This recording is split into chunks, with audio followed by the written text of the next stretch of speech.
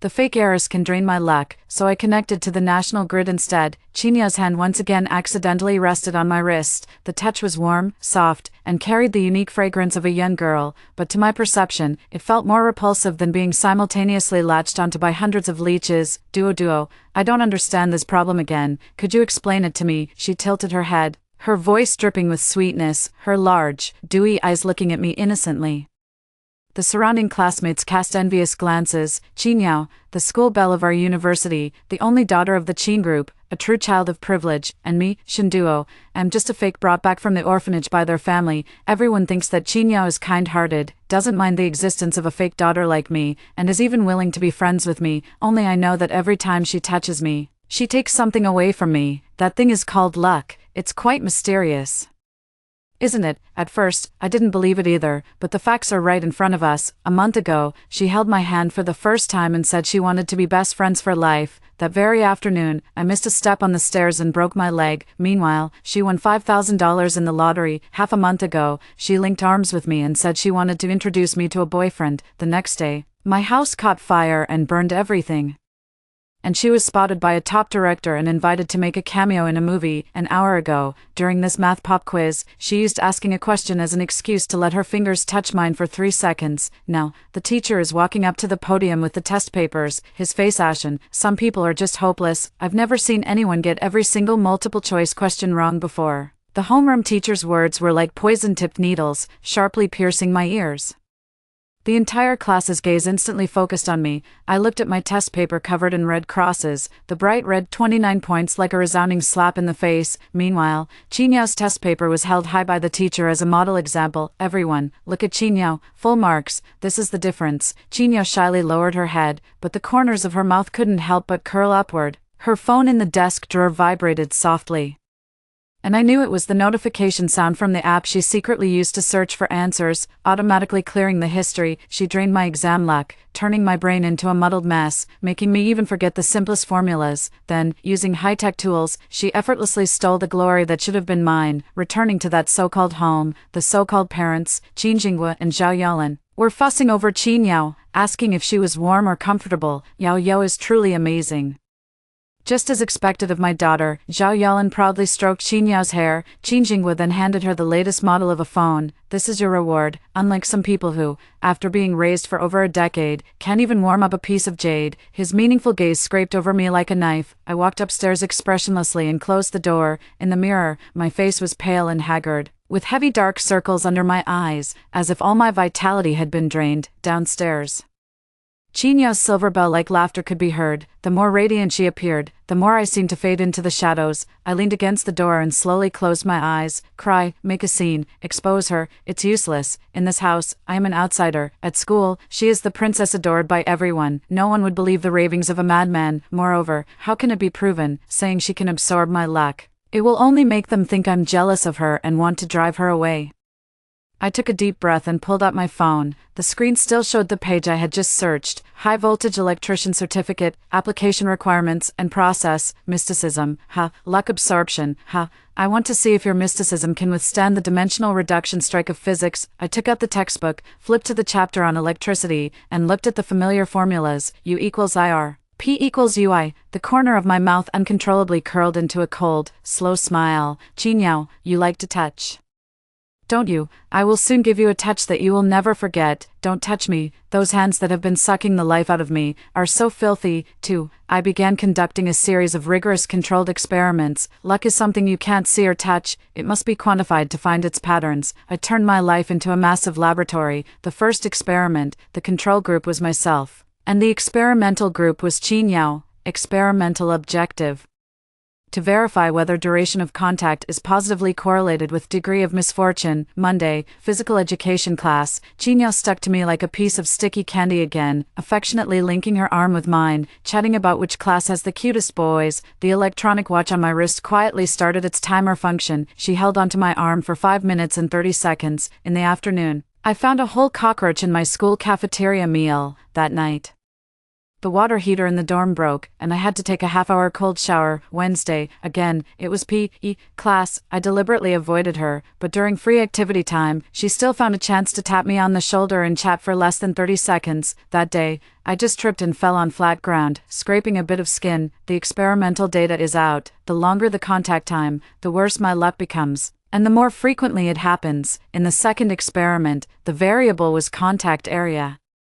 I noticed that she seems to prefer touching my hands and arms, so I began to deliberately guide the situation. During an art class, I pretended to drop my paintbrush and bent down to pick it up. Chinyo kindly helped me, and her slender, fair fingers touched my ankle. In that instant, I clearly felt a faint, cool stream of energy flowing out from my ankle. That afternoon, I was punished by having to run 800 meters, but that was all. The next day, when I pretended my hair was messy and asked her to fix my bangs, her fingertips touched my forehead. The feeling of that airflow escaping instantly intensified tenfold. That day, I was hit by a flower pot falling from above. Although it was just a graze, it was already thrilling enough. Conclusion 2. The closer the point of contact is to the brain and heart, the faster and greater the loss of chi and fortune. I see. Every time she holds my hand, it seems intimate, but in reality, she is performing the most efficient energy extraction. What a clever vampire. Unfortunately, your cleverness is being used in the wrong place. My experiment gave me an incredibly clear direction. Since chi can be defined as a bioenergy field that follows certain physical laws, then electricity is one of the most dominant forms of energy in the universe.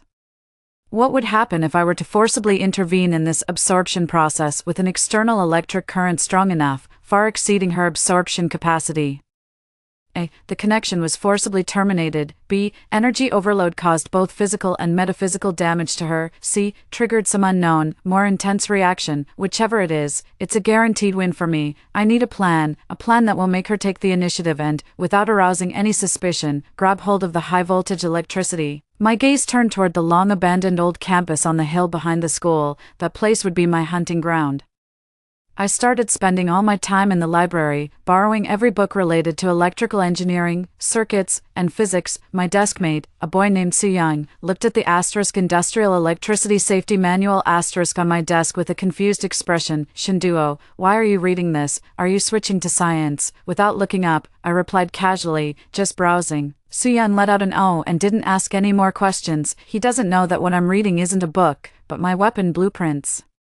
Chinyo seemed quite pleased with my recent slacking off. My grades plummeted, dropping from the top 10 in my grade to the middle and lower ranks. This seemed to make it easier and more enjoyable for her to absorb my exam lack. She started seeking me out more frequently, even began speaking good words for me in front of my parents. Mom, Dad, don't blame Duo. She's been under too much pressure lately. That's why she didn't do well on the exam. I'll spend more time with her.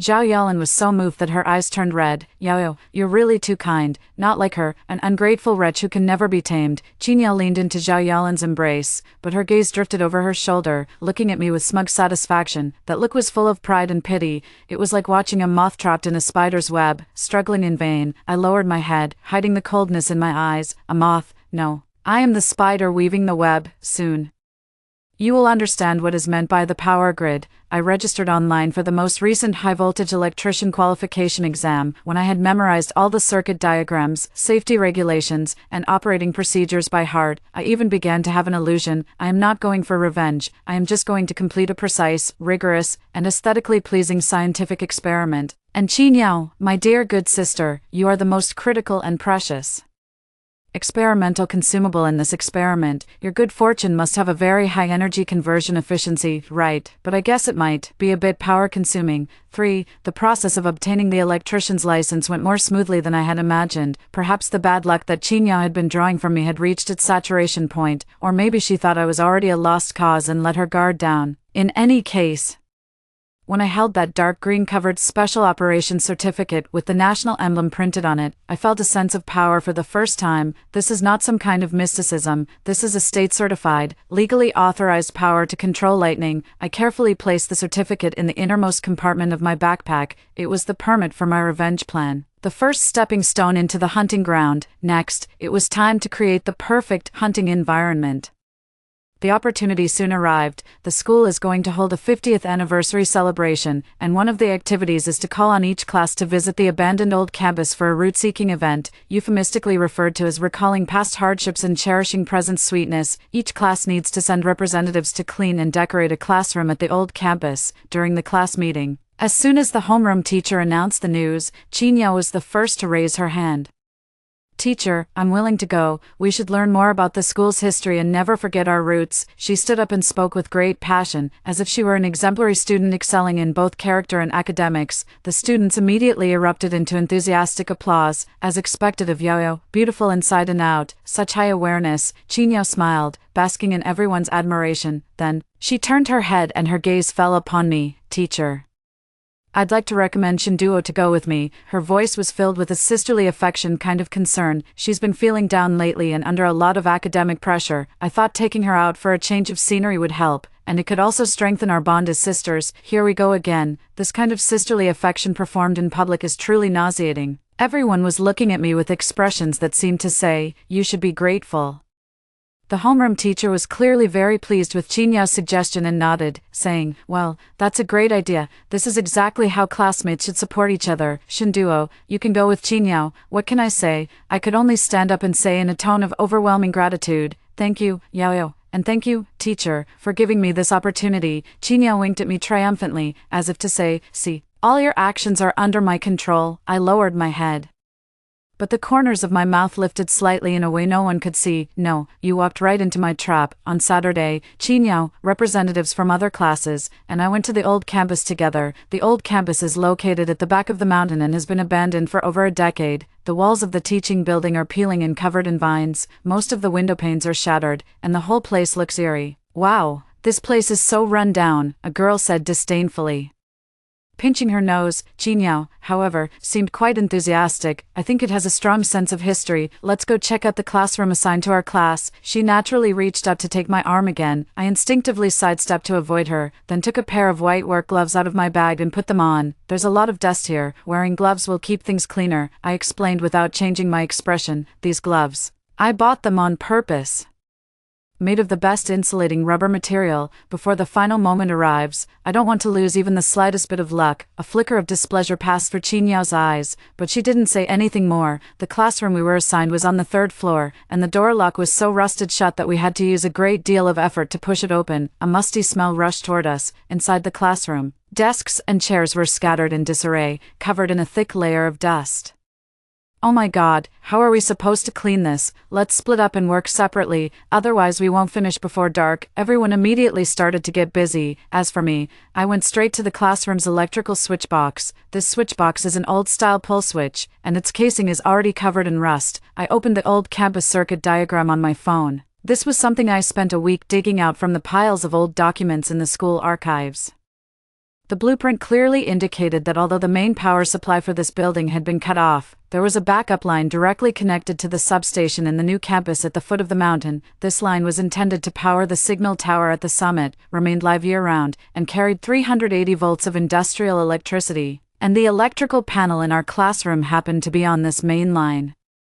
I put on my gloves and skillfully opened the cover of the electrical switch box. As expected, the wiring inside was severely aged, just as I had anticipated. In several places, the insulation had peeled off, revealing the shiny copper wires underneath. This was practically a stage tailor-made for me. I took out my tools from the bag and began to repair everything methodically. I didn't go to fix those aging wires. Instead, I used pliers to strip the insulation further open on one of the live wires. Then I adjusted its position so that it maintained a distance of less than a millimeter from the edge of the metal casing at an extremely tricky angle. With just a slight external force, this live wire, filled with violent current, would form a perfect circuit with the entire metal electrical box. At that moment, anyone who touched this metal box would instantly be subjected to 380 volts, or even a voltage that could surge to thousands of volts due to a circuit malfunction. After finishing all this, I wiped the sweat from my forehead and perfectly restored the electrical box to its original state. It looked just like a slightly rusty, ordinary old box. Chinya was cleaning the windows not far away. She watched me fiddling with that metal box and asked curiously, Duo, what are you doing? Do you actually know how to handle this?" I turned around and gave her an innocent, harmless smile. "When I was in the orphanage, I learned a little from the electrician." I noticed the circuit breaker was a bit loose, so I tightened it up. Oh, Chinyo didn't suspect a thing and continued cleaning her window. How could she have known? I am not tightening a screw. It is the noose woven from lightning that is about to be placed around her neck, for the hunting ground has been set. No, I need the perfect timing and an irresistible reason to make the prey willingly walk into the trap. Halfway through the cleaning, I looked at Chinyo's spotless white dress and a plan came to mind. Holding a basin of dirty water I had just used to wipe the blackboard, I pretended to slip and fell toward Chinyo. Chinyo screamed, completely unable to dodge in time. The entire basin of black, chalk-filled dirty water drenched her from head to toe. Her designer white dress was instantly stained with large, dirty marks, and her hair was wet and plastered to her face, leaving her in a miserable state. I'm sorry, Yao. I quickly scrambled to my feet, my face filled with panic and guilt. I didn't mean to. Are you okay? The surrounding classmates were all stunned and quickly gathered around. Oh my god, Yao, your dress, Shinduo, how could you be so careless? Chinyo's face turned pale and then flushed with anger, her entire body trembling. She had never felt so humiliated in her life. She wanted to lash out, but in front of so many people, she had to maintain her image of being kind and tolerant. She could only grit her teeth and force out a smile that was uglier than a frown. It's fine, Duo. I know you didn't mean it. It's just, this outfit is ruined, a girl suggested. Yao, it must be so uncomfortable wearing white clothes. Why don't you go to the restroom and change? I have a spare t-shirt in my bag. Chinyo nodded and was about to agree when I immediately spoke up first. No, my tone was full of concern. The restroom in the old campus has been out of use for a long time. It's dirty and smelly in there. Yao, your skin is so delicate. How could you go to a place like that? Then, I pointed to a small space partitioned off by wooden boards in the corner of the classroom. It used to be a broadcasting room, and it's quite clean. Yao, why don't you change there? We'll guard the door for you. No one will see a thing. That so-called broadcasting room was exactly the place I had carefully chosen. Right next to it was the electrical switch box that I had modified.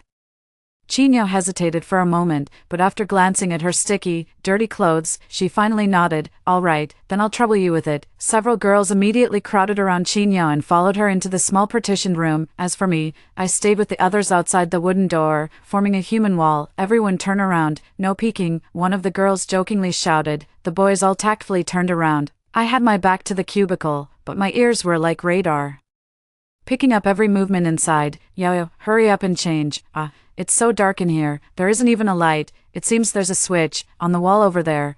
What's this? An iron box. It's here. I can imagine that in that dim little room, Chinyo is feeling along the wall, searching for the light switch, and her hand is gradually, bit by bit, approaching that deadly switch. My heart begins to race, not from nervousness, but from the excitement of witnessing a great experiment about to succeed. I could hear the sound of Chinyo's fingers touching the cold metal casing inside the compartment. This box seems to be the electrical switch. Before she could finish her words, a sudden change occurred. Sizzle, a sharp, grating sound of electric current exploded abruptly from the compartment. Then came a scream so shrill and piercing it was almost inhuman. A visible blue arc of electricity flashed through the crack in the door. The entire room was filled with the pungent smell of burnt hair. Everyone waiting outside was stunned. What happened? I was the first to react, my face showing extreme panic as I forcefully pushed open that wooden plank door. The scene before us made everyone gasp in shock. Chinyo was pressed against the electrical switch box, her entire body convulsing in an extremely contorted posture. Her right hand was tightly glued to the metal shell, with fine blue electric snakes frantically leaping and darting between her and the iron box. Her hair stood on end, her skin visibly turned charred black, white foam spewed from her mouth, and her body trembled violently as if sifting through chaff. Yao, a girl instinctively rushed forward to pull her. Don't move, I shouted at the top of my lungs, using all my strength to tackle the girl to the ground. It's live, nobody go near it. My voice had become hoarse from fear. Only then did the crowd snap out of it, stepping back in terror, their faces filled with panic. No one noticed that beneath my panicked gaze lay a cold, appreciative calm, like a physicist quietly observing the magnificent moment of particle collision. I watched as Chinyo's life force was rapidly stripped away under the raging current, her body gradually turning to charcoal. At the same time, an unprecedented, vast and pure fortune was surging wildly into my body through that invisible connection. The feeling was like a dying patient being injected with the most potent life essence. I could feel my pale complexion rapidly regaining its rosy hue, the exhaustion in my body completely swept away, and even my vision became clearer than ever before. So, this is what it feels like to reclaim what is rightfully mine. How wonderful. Welcome to my high-pressure home court. Here, I am the god who commands the thunder. 5.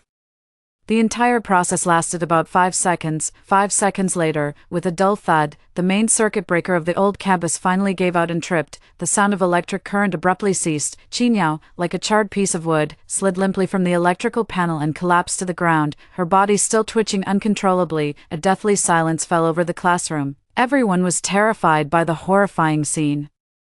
And one timid girl had already started screaming and crying on the spot. A few seconds later, the class monitor was the first to react, shouting in a trembling voice, "Quick, call an ambulance, call the police." Only then did everyone snap out of their daze, frantically pulling out their phones. As for me, I played the role of a terrified yet guilt-ridden older sister. I scrambled over to Qinyao's side, tears instantly streaming down my face. "Yao Yao, Yao Yao, wake up, it's all my fault. I shouldn't have let you come here to change." My cries were heart-wrenching, filled with regret and self-blame. With acting skills worthy of an Oscar, I held Qinyao's charred body, but in reality, I was calmly assessing her condition. Not dead, there were still faint breaths and a heartbeat. That's right, 380 volts can be fatal, but the duration of the electric shock was very short. Plus, the water I accidentally splashed on her earlier created a better conductive path, so most of the current flowed over the surface of her body without directly penetrating her heart. Of course, I don't want her to die just like that. Death would be too easy for her. What I want is for her to stay alive, fully conscious, and watch as I take back everything that belongs to me, piece by piece. Soon, ambulances and police cars arrived with sirens blaring. Qingyao was rushed to the hospital for emergency treatment. We, the witnesses, were taken to the police station to give statements. When questioned by the police, everyone's accounts were strikingly consistent. It was just an accident. Qingyao accidentally touched the old faulty electrical switch while changing clothes. Shinduo was the first to react. She even saved Lily, who almost rushed forward. Otherwise there might have been another casualty. When it was my turn, I played the role of someone shocked beyond measure and filled with extreme self-blame to perfection. I was trembling all over, my words were incoherent, and my tears never stopped. "It's all my fault, it's all my fault. If I hadn't spilled water on her skirt, she wouldn't have gone into that cubicle." Whoa. Seeing me in this state, the police not only showed no suspicion but even had to comfort me instead. "Classmate, you shouldn't blame yourself too much. This was just an accident that no one could have foreseen." Moreover, according to the on-site investigation, the wiring in that electrical panel was severely aged and posed significant safety risks to begin with. The school bears the primary responsibility. In the end, the incident was classified as an accidental safety accident caused by aged wiring. Qin Jinghua and Zhao Yaolin rushed to the hospital and broke down on the spot when they saw Qingyao lying in the intensive care unit, covered in tubes and burned beyond recognition. Zhao Yaolin fainted directly. Qin Jinghua's eyes were bloodshot.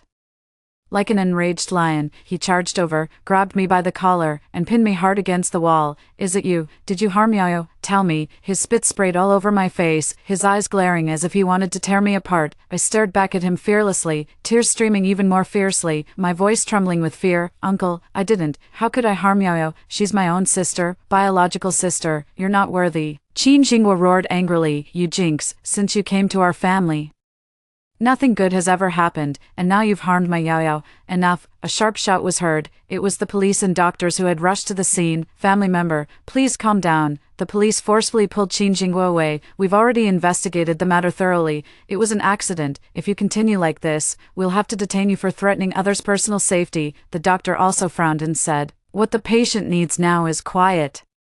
Are you trying to kill her with all this noise here?" Qin Jinghua then let go dejectedly, leaning against the wall as if all his strength had been drained from him in an instant. I straightened the collar of my shirt, which he had crumpled, and lowered my head, my shoulders still trembling with grievance. No one saw the chilling indifference in my downcast eyes, devoid of any warmth. I walked to the window of the intensive care unit and looked at the figure inside, wrapped up like a mummy. "Qingyao, how are you feeling? How do you like the 100,000 volt hyaluronic acid? Don't rush. This is just the first appetizer. The real feast is just beginning." I raised my hand, looking at my fair, slender, and vibrant fingers. "From today onward, the roles of offense and defense have reversed." 6. Qingyao lay in the hospital for a full 3 months. It is said that she suffered burns covering 60% of her body and underwent several skin graft surgeries, barely managing to survive. However, her once proud and beautiful face was completely ruined. During these 3 months, the atmosphere in the Qin family was as oppressive as a tomb. Qin Jinghua and Zhao Yaolin were almost in tears every day, and their business plummeted.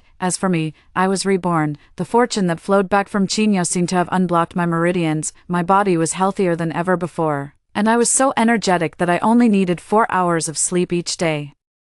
My mind also became exceptionally clear. Knowledge that was once obscure and hard to understand could now be grasped after just one read. My grades shot up like a rocket. Monthly exam, 5th in the grade. Midterm exam, 2nd in the grade. Final exam, I achieved first place in the entire city with a total score of 735. The entire school was in an uproar. Everyone said that Chinduo was stimulated by his sister's accident, feeling shame and then courage, turning grief into strength. Only I knew that I was merely reclaiming what was rightfully mine. Even more, I discovered an astonishing fact, that electric shock didn't seem to sever the connection of fate between me and Qiniao. Instead, it pierced through and reversed it. Before, when she touched me, she absorbed my luck. Now, it's as if an invisible, permanently connected pipeline has been established between us. From me, unilaterally, I draw upon her luck.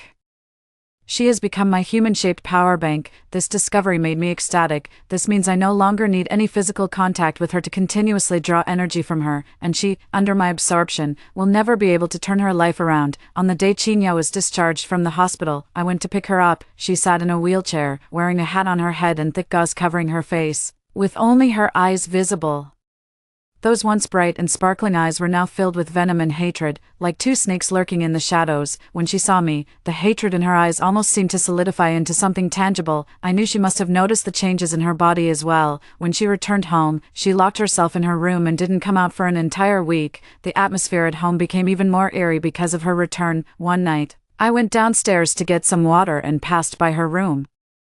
Hearing suppressed sobs and the sound of things being thrown inside. Why is my wound healing so slowly? Didn't the doctor say that I have a good constitution and would recover quickly? My skin, why has it become so bad? I held the water cup, leaning against the door, listening quietly. The corners of my mouth curled into an uncontrollable smile. Fool, with a black hole like me around, how could you possibly recover well?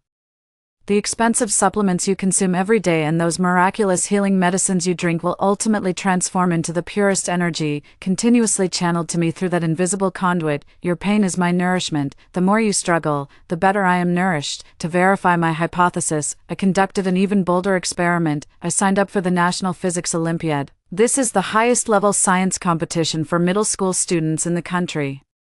And it is extremely difficult. I locked myself in my room and began studying and practicing problems frantically. This process requires immense mental effort and energy. I could clearly feel that at the other end of that pipeline, Qiniao's fortune was being drawn out by me at an astonishing rate. Sure enough, the next day, I overheard the servants at home discussing it. The second young lady had a high fever again last night, sweating all over, and the doctors couldn't find the cause. Yes, her health is really getting worse and worse. You must take good care of yourself. Eldest young lady, Aunt Jane, in her 50s, looked at me with a heart full of concern. I nodded obediently. I will, Aunt Jane. I'll pray for my sister too. Turning around, the excitement in my eyes was almost overflowing. Success, every effort I make, every step of progress, every success I achieve, will only hasten my plunder of her. The stronger I become, the weaker she gets. This discovery has led me to a perfect, sustainable, and maximally beneficial way of seeking revenge. I will rise to the very top. I want to make myself incredibly dazzling. I want every one of my achievements to become a whip lashing upon her. Let her gaze up at me in endless decline and agony until she withers completely. 1 month later, the Olympiad results were announced, with the top score nationwide.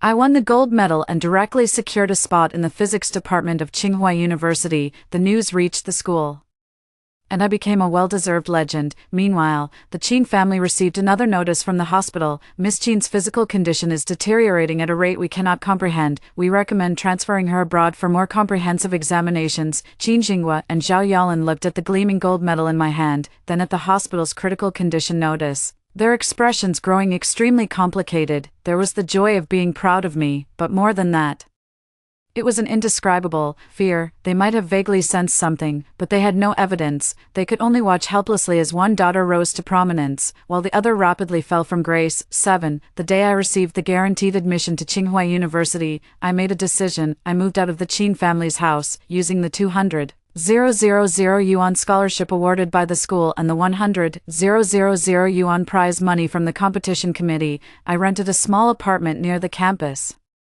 Qin Jinghua and Zhao Yalan tried to persuade me to stay. Duo, it's not safe for a girl like you to live outside. It's better to stay at home. Zhao Yalan's tone was one I had never heard before, so gentle. Yes, we have everything at home. Why waste money going out? Qin Jinghua chimed in. I looked at their faces, which were filled with scheming, and sneered inwardly. They weren't worried about my safety, they were afraid. They fear that after this lucky star, leave, Qinyao's condition will worsen even more. They might not understand what qi and fortune mean, but they can see the most direct result. The better I am, the worse Qinyao becomes. If I leave, will this family completely fall apart, uncle? And I interrupted their insincere words, speaking calmly but firmly. I'm already an adult, and I want to live my own life. Besides, Yao Yao is in poor health and needs peace and quiet. If I stay at home, it will only make her feel worse when she sees me, which won't help her recovery. I phrased it in a high-sounding and flawless manner. They couldn't find any reason to refute. In the end, they could only watch helplessly as I dragged my suitcase and left this cage I had been in for over a decade. A new life began. With half a year left until the college entrance exam, I was already a prospective Tsinghua University student, and my time became incredibly free.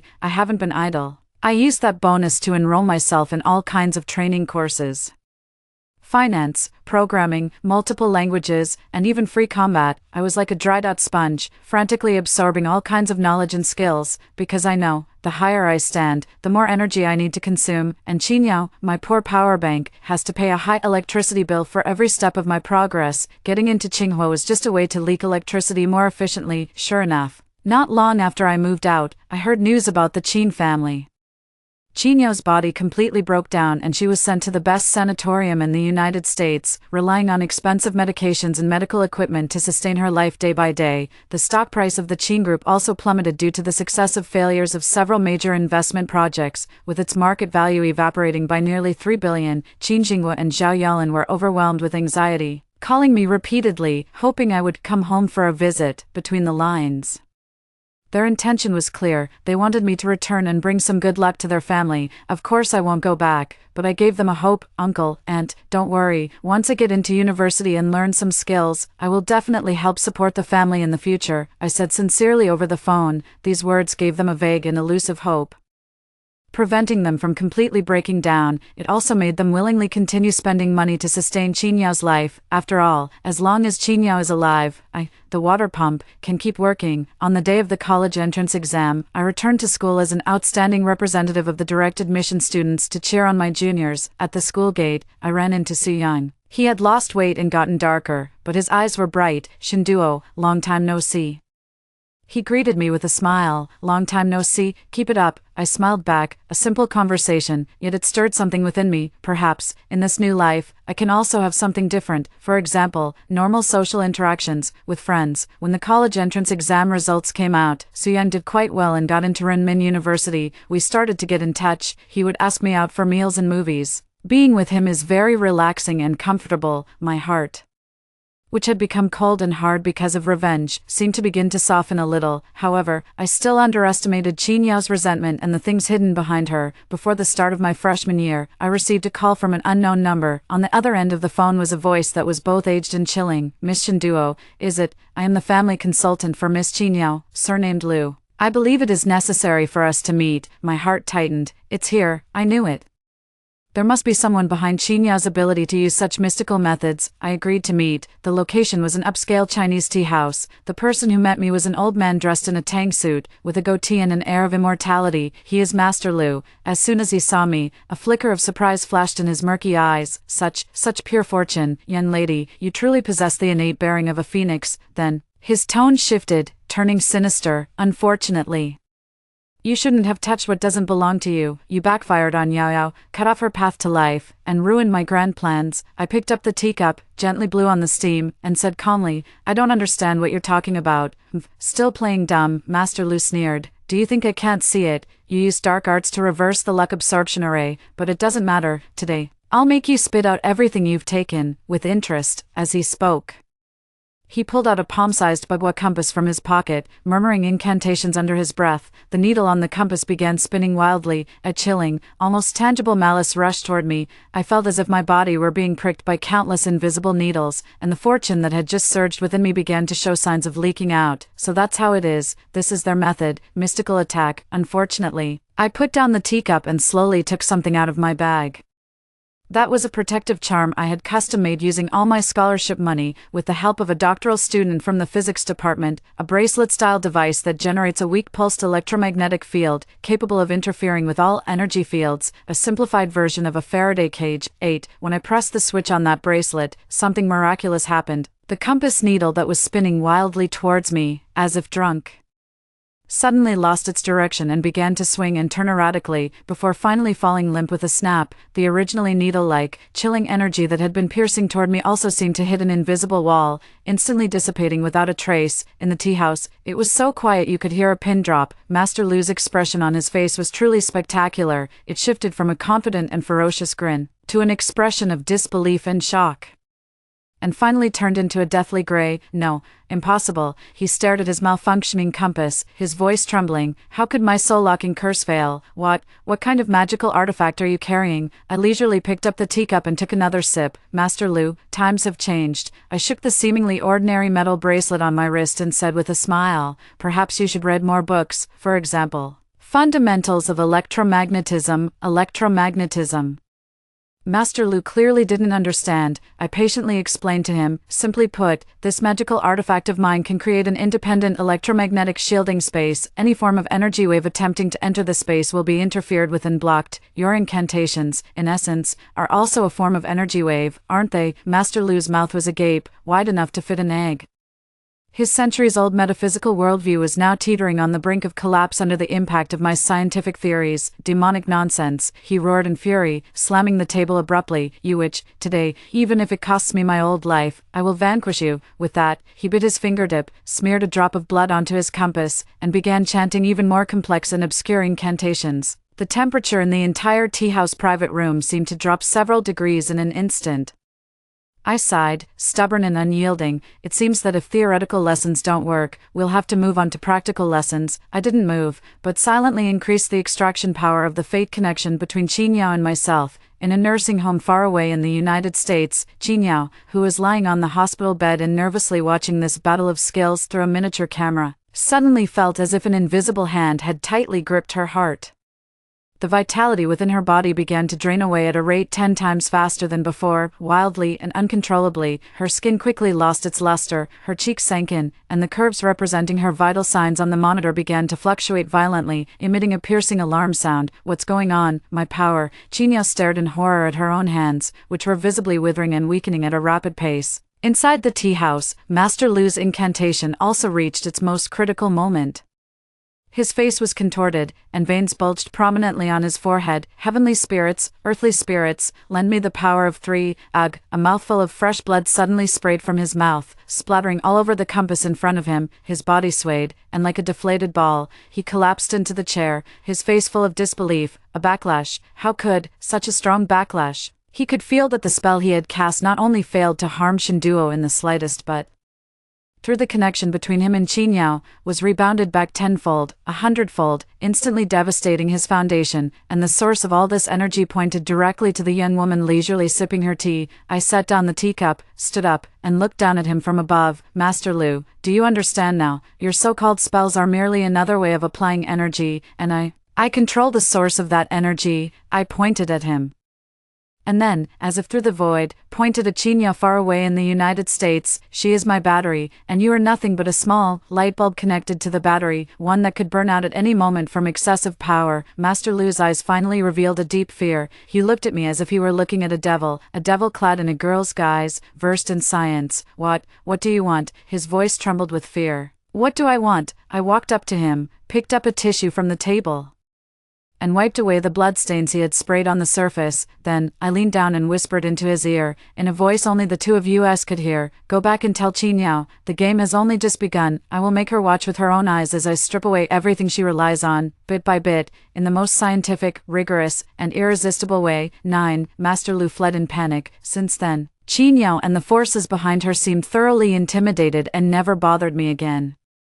College life turned out to be even more exciting than I had imagined. The physics department at Tsinghua University gathers the most brilliant minds from across the country. Here, I feel like a fish in water. I joined several top-tier laboratories, working on projects with my mentors, and immerse myself in the ocean of knowledge every day. The Faraday cage bracelet on my wrist has also been upgraded several times. From the initial simple version, it has evolved into a 3.0 version that can adjust frequency and intensity, and even actively absorb and analyze abnormal energy waves in the surroundings. It's like a metaphysics detector. I've discovered that in this world, people with special abilities similar to Qinyao's are not unique cases, it's just that they all hide very well, and my detector has made me a tea connoisseur in the hidden world. Whoever holds malice towards me, whoever has an abnormal energy field, the moment the bracelet lights up, I know it all clearly. This has helped me avoid a lot of unnecessary trouble and has given me a deeper understanding of the world. My relationship with Su Yang is also developing steadily. He is a very sunny and upright boy. He doesn't know about the strange things that have happened to me. He only knows that I am a very hardworking and intelligent girl. That is enough. Being with him made me feel a long-lost warmth that belongs to ordinary people. However, the peaceful days did not last long. In our sophomore year, explosive news spread throughout the business world. The Qin Group declared bankruptcy. This once glorious business empire finally collapsed after a series of fatal investment failures and internal turmoil. Qin Jinghua was sentenced to 20 years in prison for illegal fundraising and financial fraud. Zhao Yaolin, unable to withstand the blow, suffered a mental breakdown and was admitted to a mental hospital. This news did not surprise me at all. Qingyao is my human-shaped power bank, and the Qin family is the power plant that supplies this power bank. Over the past 2 years, in order to complete various high-difficulty research projects, I have been extracting energy from Qingyao almost 24/7 without interruption. She has long been drained dry by me, and the Qin family behind her naturally could not escape the fate of having their fortune sucked dry. I thought this story should end here, but I never imagined that Qinyao's madness would far exceed my expectations. After the Qin family went bankrupt, Qingyao, who had been recuperating in the United States, suddenly returned. She arranged to meet me on a private yacht by the Huangpu River. I went. I wanted to see what other tricks she could come up with. Now that I had squeezed all the value out of her, there were only the two of us on the yacht. Qingyao was wearing a black gown, her face still veiled, but from the eyes she revealed, I could no longer see the previous resentment and hatred. There was only an eerie, unsettling calm. "Shinduo, you've come," she said, her voice raspy like sandpaper rubbing. "I'm here." I looked at her. "What do you need? Are you here to beg for mercy?" She shook her head and suddenly smiled. That smile, under the caress of the river wind, appeared particularly eerie. "Beg for mercy? No. I'm here to invite you to watch a grand fireworks display." As she spoke, she slowly removed the veil from her face. What kind of face lay beneath the veil that could no longer be called a face? The skin was like a dried-up riverbed, covered in crisscrossing scars and wrinkles. The eyes were deeply sunken, like two black holes. It didn't resemble a 20-year-old girl at all, but rather a centenarian on the verge of death. "This is the consequence of having one's life force drained by me. Look, this is the good deed you've done to me." She caressed her terrifying face, her tone eerily calm. "You've taken everything from me, my beauty, my family, my fortune, my future, so I don't want to live anymore either, but before I die, I'm going to drag you down to hell with me." She abruptly pressed the button on a remote control in her hand. Boom, a loud bang, and the entire yacht shook violently. I saw red warning lights flashing in every corner of the yacht. "It's a bomb." She actually planted bombs all over the entire yacht. "You're insane." My expression changed. Ha ha ha. "I've been insane for a long time." Qingyao laughed maniacally. "This yacht has been transformed by me into a massive sacrificial array. Master Lu said that by using my life and resentment as the catalyst, at the moment of the explosion, the most malicious curse will form, trapping your soul forever at the bottom of this river. Shinduo, let's enjoy this final fireworks display, prepared just for you." The beeping of the countdown echoed in my ears. 10, 9, 8. I looked at her frenzied face and took a deep breath. It seems that today is the time to bring this to an end. Slowly, I raised my hand and aimed my 3.0 version Faraday cage bracelet at her. "Qingyao, did you know, this Faraday cage of mine, besides being able to shield energy, actually has another hidden function, that is, overload and release." 10. What kind of nonsense are you talking about? Qingyao was taken aback by my abrupt words, but the madness on her face did not diminish. Stop being so mysterious, Shinduo. The countdown has only 5 seconds left. You're doomed. We'll die together. She opened arms, as if embracing death. I looked at her, and in my eyes, there was no fear, only a trace of pity. Who said I was going to die? I pressed a red button on the side of the wristband. This is the overload mode I have never activated before. Buzz, an invisible, powerful energy field instantly spread out from me as the center. I could feel that all the luck I had extracted from Chinyo over the past 2 years and stored in the bracelet, the immense energy I had used for experiments, upgrading equipment, and even nourishing my body, was fully activated at this moment. If before, I was merely using electricity, so now, I have opened the floodgates, and I am going to discharge. 3, 2. At the moment the countdown was about to reach 0, I aimed the wristband at Chinyo and focused my intent. Power off test, starting now. Target, Chinyo, mode, energy reverse infusion. An invisible torrent of energy, composed of pure spiritual fortune, erupted from my wristband and struck Chinyo with tremendous force. Chinyo let out a scream 100 times more agonizing than when she had been electrocuted. She felt her body like a balloon being forcibly inflated.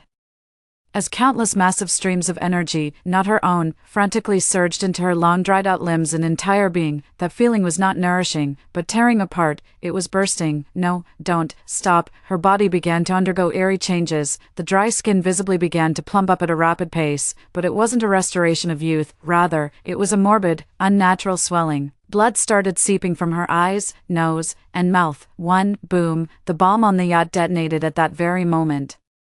The flames shot into the sky, illuminating half the night as bright as day. A massive shockwave sent towering waves surging. At the epicenter of the explosion, I activated the second function of the wristband, directional energy shield. A vast surge of energy formed a spherical, indestructible golden barrier around my body, blocking all the flames and shockwaves. I stood unscathed amidst the sea of fire. Chinyo, however, was not so fortunate.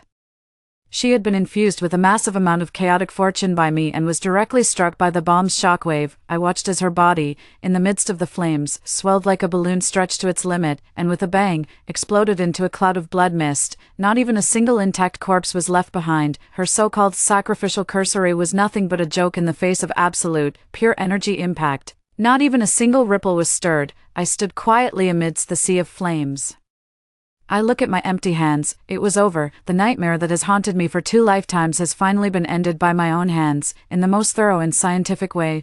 I won. I have won this war that lasted for years, a battle over fortune and energy. But why is there no joy in my heart as I had imagined? Only an emptiness remains. On the river, the sound of sirens grew from distant to near. I deactivated the energy shield, allowing the icy river water to envelop me. I need to calm down. I also need to, for myself, think of a brand new path forward, one without the goal of revenge. The game is over. Welcome to my rules. Here, I am the only winner. But after the victory, what comes next? I don't know. 11. The yacht explosion case was ultimately classified as a terrorist attack, and I became the only survivor and hero in this incident. When I was rescued and brought ashore, I was soaked, pale-faced, playing the role of a pitiful person who had been excessively frightened.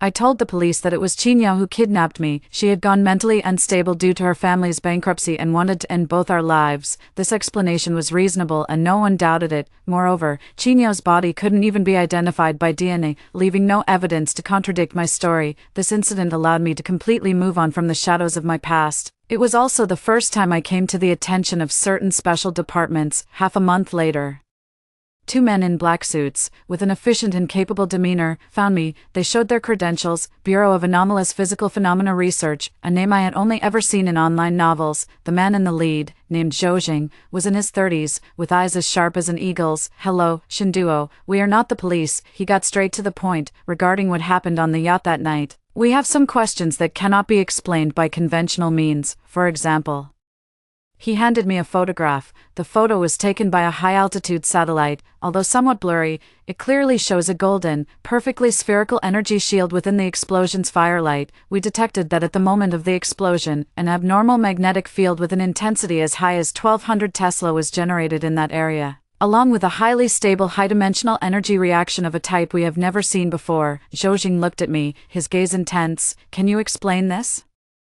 That Faraday cage of yours, I looked at him without saying a word. I knew my secret could no longer be kept hidden. In the face of the state apparatus, no individual can remain concealed. Moreover, I never intended to keep it hidden forever. Revenge is over. I need a new identity, a new beginning, and they, perhaps, are my new beginning. I can speak, but what's in it for me? I asked calmly. A faint, approving smile appeared on Zhou Jing's face. Smart people, talking to smart people is just so effortless. The benefit is, he put away the photo and handed me a document. The country needs talents like you. We can provide you with a platform, one that allows you to take your science and metaphysics to the extreme. I took the document. On the cover, a few large words were printed. Preliminary concept for establishing the psionic monitoring and conduction network project. The document elaborates in detail on the nation's research and application plans for supernatural energies such as chi fortune and psionic power. They had actually started research in this area long ago, and I, because of this accident, have become the most crucial part of their plan. Your ability is very unique. You are the only individual we have discovered so far who can stably and controllably extract and release psychic energy, Zhou Jing said. We hope you can join us and become the chief engineer of this project. Your task is to use your knowledge and ability to establish a nationwide Skynet for the country, a Skynet that can monitor all abnormal energy, regulate the nation's fortune, and provide psychic amplification for our soldiers at critical moments. My heart was pounding. It's not because of fear, but because of excitement. A brand new, vast world beyond my imagination is slowly unfolding before me, compared to this plan. My previous revenge and schemes are like child's play. I agree, I answered without hesitation, but I have one condition. Go ahead, I want the highest authority over this project, as well as independent research rights free from any administrative interference. Zhou Jing looked at me and remained silent for a long time. Finally, he smiled. No problem, from today onwards. You are the highest-ranking leader of the Skynet project, codename Lightning Mother. The national team has officially entered the arena, and I will become the most crucial node in this vast network. 12. After joining the Skynet program, my life turned a brand new page. I was granted an independent laboratory with the highest level of security, as well as a team composed of the nation's top scientists. I contributed all of my theories without holding anything back. We began to systematically and scientifically study the nature of psychic energy. We have discovered that spiritual energy, or chi and fortune, is indeed a real form of energy that can be quantified and transmitted. It is closely related to human consciousness, emotions, and even health conditions. A nation's prosperity also shows a positive correlation with the total spiritual energy of all its citizens. Based on my theories, my team has developed a series of spiritual energy devices. The luminance meter capable of detecting psychic energy fluctuations. The soul crystal battery that can store psychic energy. There is even the blessing scepter capable of providing small-scale psychic amplification. Of course, these are still just prototypes. Our true goal is to establish a psychic network that, like the national power grid, can cover the entire country and enable macro-level regulation. This process is long and arduous. We have encountered many technical bottlenecks. The biggest problem is the energy source. We are missing a sample like Qin Yao, who can stably provide a large amount of spiritual energy. Just when we were at a loss, Zhou Jing brought us some news. It was both bad news and good news. We have discovered a massive, forming spiritual energy field in the East China Sea, Zhou Jing said with a serious expression. Its energy level is the highest we have ever seen. However, it is also highly unstable and carries a strong malice. The probes we sent out were destroyed as soon as they got close, according to our model simulations.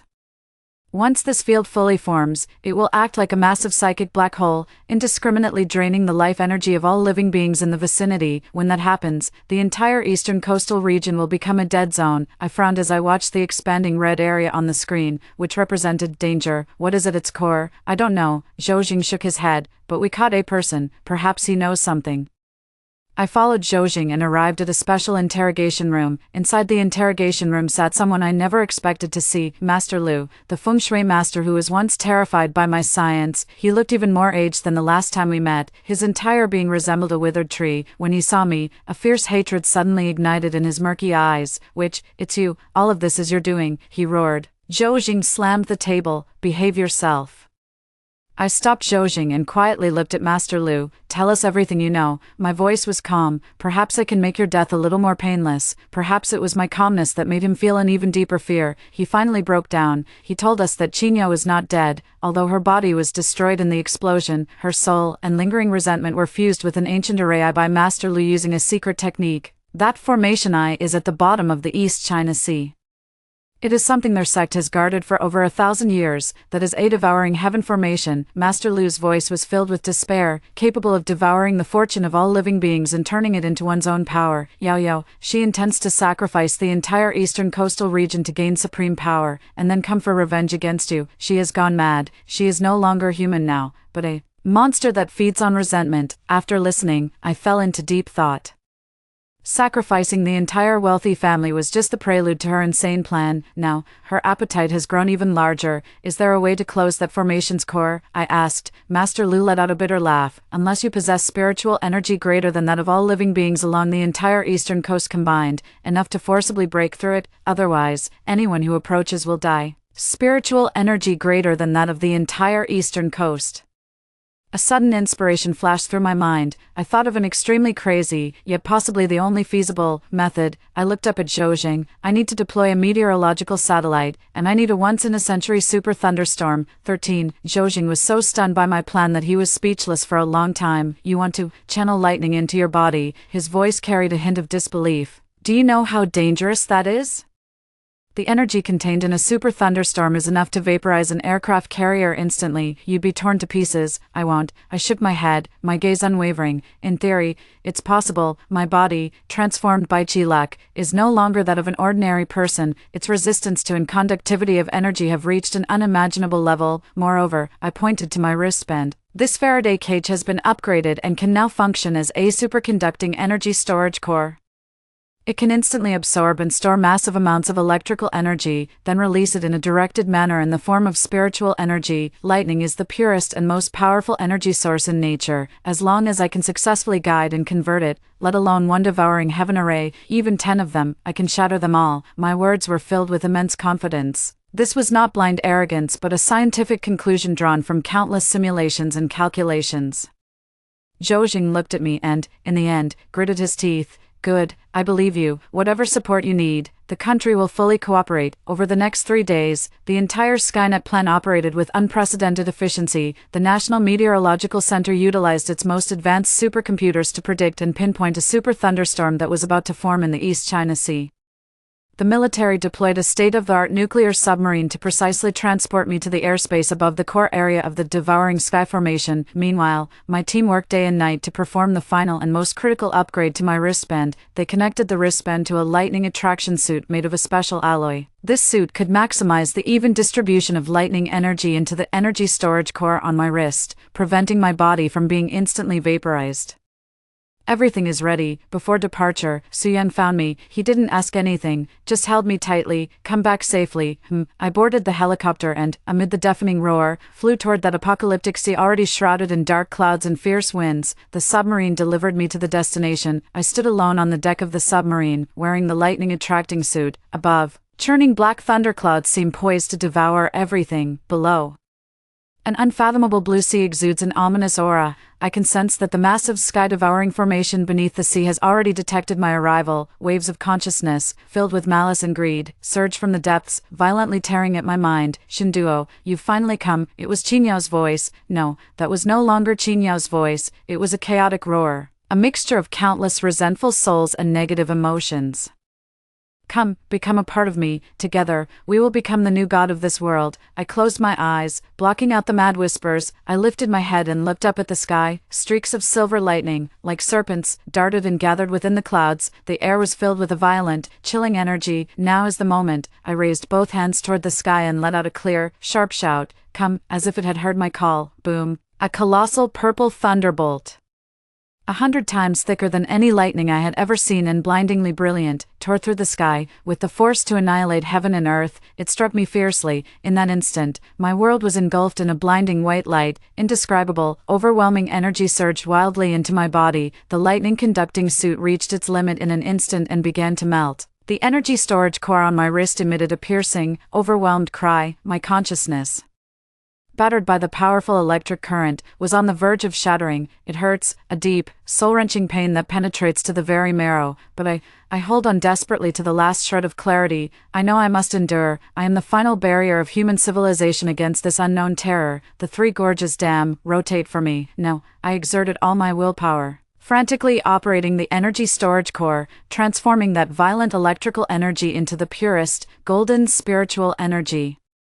My body began to glow. At first, it was a faint light, then, it grew brighter and brighter, more and more intense. In the end, my entire being transformed into a colossal giant, composed entirely of golden light. I lowered my head and looked down at the deep sea beneath my feet. I could see the massive formation at the bottom of the sea, composed of countless white bones and runes, operating frantically. I could also see the ugly, enormous monster at the center of the formation. Formed from Chinya's resentment in countless souls, it saw me too. In its eyes, there was an unprecedented fear. I slowly raised my right hand toward it. In my hand, I held the energy of an entire thunderstorm. Chinya, my voice, like the words of a deity, echoes throughout the entire sea. The fireworks you mentioned are too small. No, I will show you a real display of fireworks. 14, slowly. I pressed the spiritual energy sun, compressed from the entire thunderstorm's energy, toward the ocean floor. There was no earth-shattering roar, only an extreme, all-consuming silence and light. The golden radiance pierced through 1,000 meters of seawater, illuminating the pitch-black seabed as bright as day. The heaven-devouring array, formed from countless white bones and resentful thoughts, began to dissolve and purify silently the moment it came into contact with this purest and most yang energy, like snow and ice meeting the blazing sun. At the center of the formation, the enormous monster born from Chinya's resentment let out a silent, piercing wail. Its body crumbled inch by inch within the golden light. Before its consciousness, filled with malice and unwillingness, was completely purified, it transmitted one final message to me. Why are you always able to win? I stand in the light, responding to it in the same way, because your power comes from taking, while my power comes from creating. You can only see personal grudges, while I see the rules of the entire world. Your perspective is too narrow. The golden light faded away, the sea was calm and tranquil, the dark clouds in the sky had also dispersed, revealing the long-awaited, brilliant starry sky. It was as if the apocalyptic thunderstorm and the earth-shattering battle that had just occurred were nothing but an illusion. I knew it was all over. Chinyao, along with the evil sect that had been passed down for 1,000 years behind her, had been completely annihilated under my heavenly thunder. The world's largest spiritual energy pollution source had been completely eradicated by me. I dragged my exhausted body back to the base. I was greeted by cheers and salutes from everyone. I had become a hero, a national hero who had saved the lives of hundreds of millions of people. As for those two former foster parents whom I personally sent to prison and the mental hospital, the state also gave them the treatment they deserved. They were designated as immediate family members of evil ritual sacrificers and received the strictest protection and research. As for that Master Liu, whose foundation I severely damaged, he became the first collaborator in the Tianwang project. He contributed all the texts and secrets of his sect in exchange for a chance at redemption. His metaphysical knowledge, under our scientific theoretical framework, has taken on new life, providing many valuable insights for our research. Everything seemed to be heading toward the most perfect conclusion, but I always felt that something was still missing. One day, Zhou came to me with a somewhat strange expression. Shinduo, we found something in the ruins of the devouring heaven formation. He handed me a sealed container. Inside the container, a small, fist-sized, faintly glowing, energy mass was suspended. I was somewhat puzzled. This is Qinyao, the last remnant, Zhou explained. Although her resentment has been purified, her most fundamental spiritual energy core has undergone a peculiar mutation due to absorbing too much chaotic energy. It has become a perpetual motion machine that can self-cycle and steadily output a faint amount of spiritual energy. I stared at that small ball of light, stunned. A perpetual motion machine, in physics, a concept that has been proven impossible to exist, yet it appeared before me in such a mystical way. Qinyao, that parasitic vine who spent her entire life taking, in the end, she became a source capable of providing eternal energy for the world. This, perhaps, is the greatest irony for her. It is also the best destination for her. With my own hands, I placed this perpetual motion machine at the very core of the Skynet program's central control center. It became the first, and most stable, energy cornerstone of our entire psionic network. From then on, a legend about the perpetual motion machine was added to the nation's secret archives, a bizarre and fantastical legend, forged from hatred, destruction, science, and metaphysics. 5 years later, China's Skynet project, Phase 1, was fully completed. Beneath the ground, a vast network composed of countless soul crystals and psionic fiber optic cables, covering the major cities across the nation, has quietly been established. In space, 3 specialized synchronous satellites, designed to monitor and regulate the global psionic tides, have already entered their predetermined orbits. I stand in the main control center of the Skynet project, gazing at the massive holographic map in front of me that displays the entire nation's spiritual and energy flow. On the map, the golden light representing the national fortune is unprecedentedly vigorous and stable. Zhou stood beside me, filled with emotion. Shinduo, we did it. Yes, we did it. I smiled too. Over the past 5 years, I have almost devoted myself entirely to this great project. I am no longer that narrow-minded girl who only thought about revenge. Before my eyes lies a sea of stars. It is the future of the entire nation, the entire civilization. By the way, Zhou suddenly remembered something and handed me an invitation. Take a look at this. It's Su Yang's wedding invitation. The bride is a girl with a very gentle smile. I stared at the invitation, momentarily stunned. Su Yang and I ultimately went our separate ways. It's not because of a lack of love, but because we are already from 2 different worlds. What he yearns for is a life under the sunlight, ordinary and warm. As for me, I am destined to walk the boundary between reality and illusion, guarding the nation's hidden secrets. Letting go is the best blessing I can give him. Are you going? Zhou asked.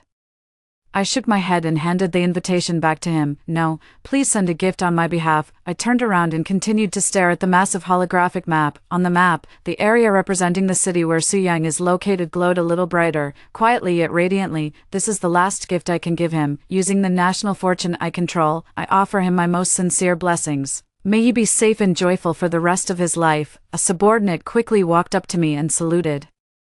Reporting to Electric Mother, monitoring station No. 3 in the Kunlun Mountains has detected an abnormal high-dimensional energy reaction, suspected activation of a boundary gate. My gaze instantly sharpened. I put on my headphones, my voice steady and forceful. Connect to the Skynet No. 1 satellite and increase the psionic concentration in the designated area by 3 percentage points. Notify the Thunder God and Wind Master Rapid Response teams. I want to see them in the target area within 5 minutes. Also, get me in touch with the Central Academy of Sciences, the Curvature Engine Project team. Tell them that our new world might be welcoming its first batch of extraterrestrial guests. I stared at the newly appeared, constantly flashing red dot on the holographic map. A smile filled with challenge and excitement spread across my face. Revenge had long since ended, and my journey was just beginning, in this new world, where I have personally established the rules. I, Shinduo, am the sole master of the power grid. That's all for the first story. Don't go away. The next story is even more exciting. In my previous life, the fake Heiress spread rumors that I had someone bully her. Not only did it cause me to be kicked out of my home by my parents, but I was also abandoned by her vengeful boyfriend in a no-man's land, where I was tortured and killed by a Tibetan blue bear after being reborn.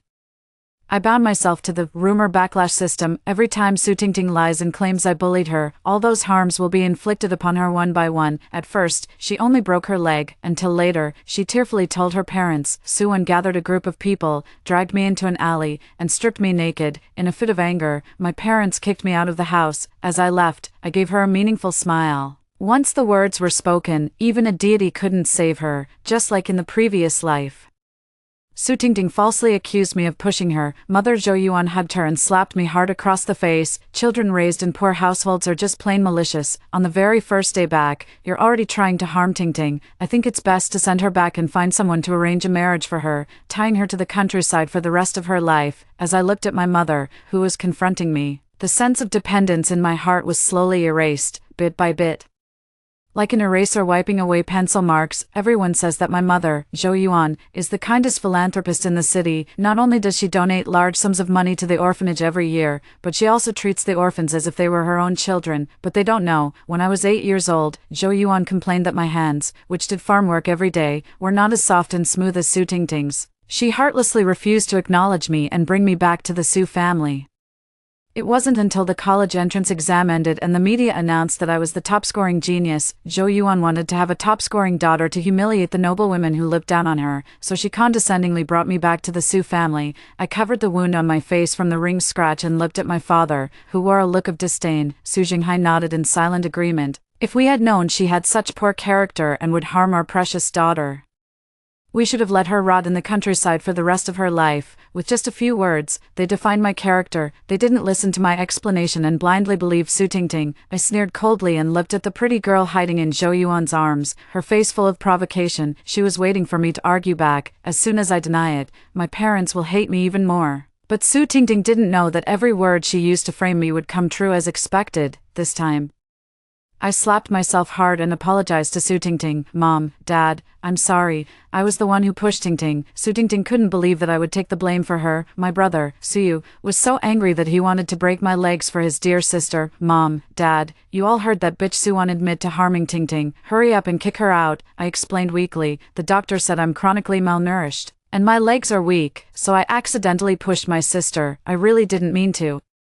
To apologize, I'll give the opening speech slot to Tingting. In my previous life, Su Tingting held a grudge against me because I took the stage and overshadowed her. So, in this life, Su Tingting got what she wanted and didn't pursue the matter any further. At that moment, I heard a mechanical sound in my ear. Ding. The rumor backlash system has been automatically activated. That night, Su Tingting went downstairs to drink water in the middle of the night and accidentally fell down the stairs.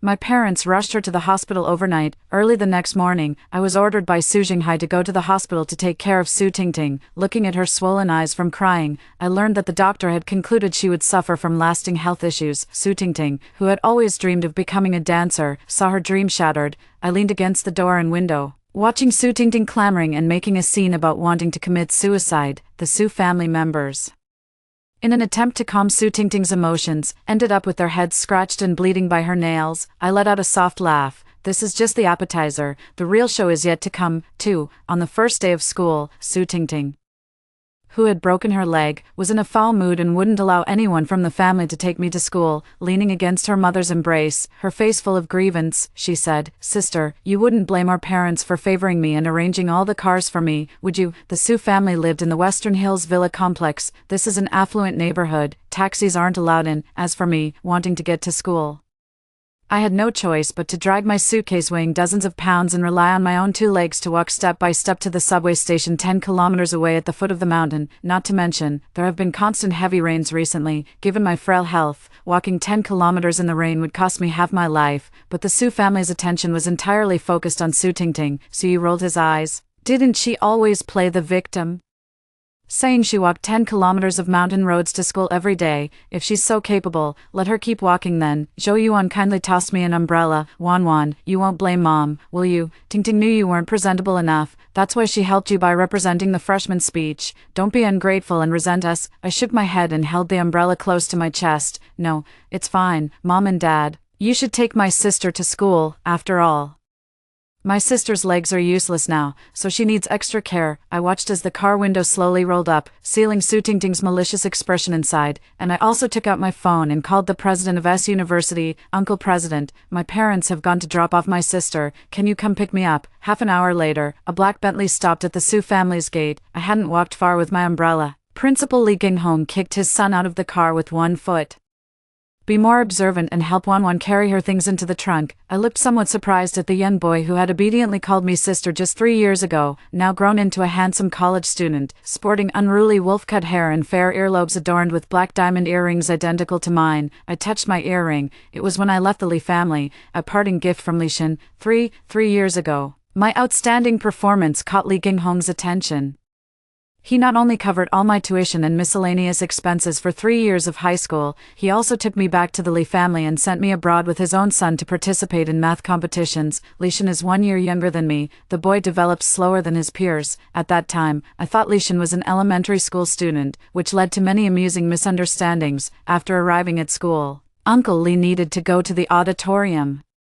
He specifically assigned Li Shin to be my caretaker, helping me organize my things in the dormitory. We went to the cafeteria together for meals. Just happened to hear the romantic story of Su Tingting being publicly confessed to by the heir of the Gu family. One is a divine-looking dancer, the other is the heir of the Gu group. What kind of novel plot is this? I heard that Su Tingting had just stepped off the podium when Gu Heng swept her up into his luxury car, saying he couldn't bear to see her dancing legs wasted on walking. Hearing the name Gu Heng, who had thrown me to the Tibetan mastiffs to be mauled, my body couldn't stop trembling. Li Shin shoved a cup of milk tea into my hand. The warmth effectively eased the pain in my heart. In my past life, I caught the attention of the Gu family's young master because of my speech representing the freshmen. The Su family parents forced me into a relationship with Gu Heng to forge ties with the Gu family.